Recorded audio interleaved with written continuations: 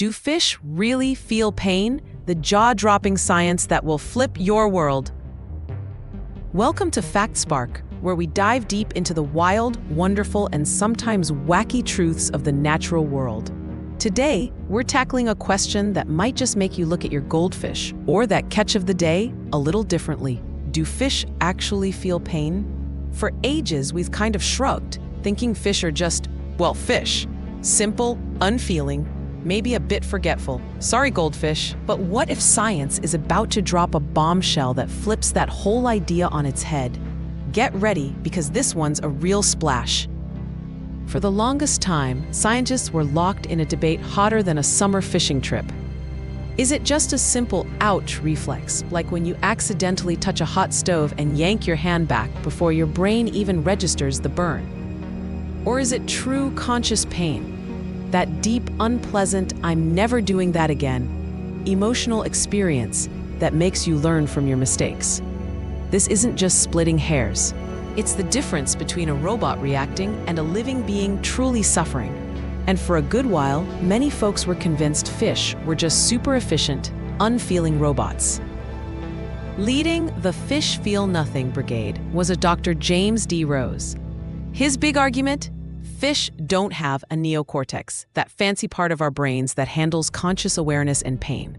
So he figured, any little wiggle or dart from a fish was just an unconscious reflex, like your knee-jerk reaction at the doctor's office. He even compared it to humans with severe brain damage, who might flinch without actually feeling a thing. But hold on a minute, this line of thinking basically says, unless your brain looks exactly like mine, you can't feel. That's a bit like saying your dog doesn't love you because its brain isn't human-sized. Evolution, my friends, is far more creative than that. Different creatures, different brain designs, but sometimes they get to the same amazing results. And boy, did the science start pouring in, proving just how creative evolution can be. Around 2002, a massive discovery rocked the scientific boat. Scientists found specialized pain receptors called nociceptors in bony fish like the rainbow trout. These aren't just some random nerves, they're physiologically identical or strikingly similar to the ones we mammals have.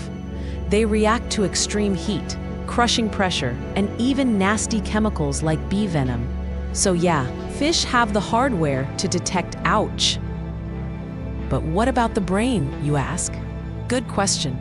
While fish don't have a neocortex, their brains are far from simple. They've got other brain structures, like parts of their forebrain, that act like our hippocampus for memory. Take that, goldfish myth, and amygdala for emotions like fear. And here's the cool part.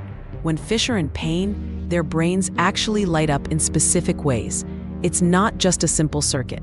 It's a whole brain party of something's wrong. Plus, get this.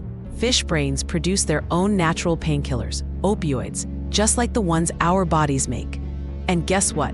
These levels shoot up when they're hurting. It's like their internal pharmacy kicks into gear. This just screams that evolution found its own clever ways to process pain, even if it's not a carbon copy of our human experience. And if their brains weren't convincing enough, their bodies certainly are. When fish are hurt, their bodies practically scream stress. They pump out stress hormones like cortisol, their heart rate goes up, and their gills start working overtime, sometimes almost doubling their breathing rate, even when they're barely moving. These are the exact same stress responses we see in mammals when they're in pain. It's like their internal alarm system is blaring. But the real showstopper is their behavior. Fish don't just flinch and forget. Their actions change for hours. Imagine a rainbow trout with a sore lip. What does it do? It rubs that lip against the tank walls, just like you'd rub a stubbed toe or a bumped elbow. They stop eating, become less active, and might even ignore a potential predator because they're so focused on their discomfort. And for the grand finale, prepare to have your mind blown. Zebrafish, when given the chance, will self-medicate with hydrocodone, a human painkiller. They'll literally work harder, even brave risky shallow water, just to get their fix.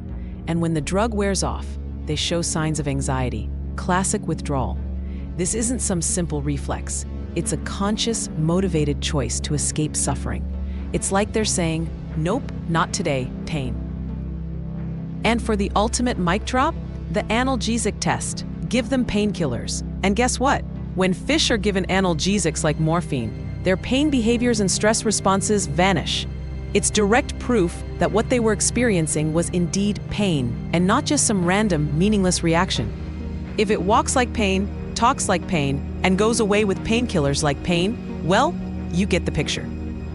So after all this incredible evidence, the scientific community has reached a powerful and, for many, a truly shocking conclusion. Yes, fish feel pain. It might be a more rudimentary or primitive form than our complex human experience, but it is undeniably a negative, unpleasant psychological state. It's pain. This isn't just a tiny update in a dusty science textbook. It's a massive paradigm shift that challenges centuries of how we viewed these incredible aquatic animals. It's time to rethink everything. This revelation has some pretty big ripples impacting how we interact with fish, from our dinner plates to our beloved pet tanks. Take aquaculture, the fastest-growing animal food industry. We're talking about widespread issues like severe overcrowding, rampant disease, parasites, and sadly, inhumane slaughter. Some farm salmon even show signs of depression due to their unnatural, cramped lives. And wild fishing, prolonged suffering on hooks and suffocation after being caught, now demand a serious reevaluation to minimize distress. Even our little pet fish deserve better. Providing proper environments and humane care is now more important than ever. This isn't just about feeling good. It's practical. Poor welfare often means poor production, which is why international organizations are now stepping up to issue guidelines to improve fish welfare.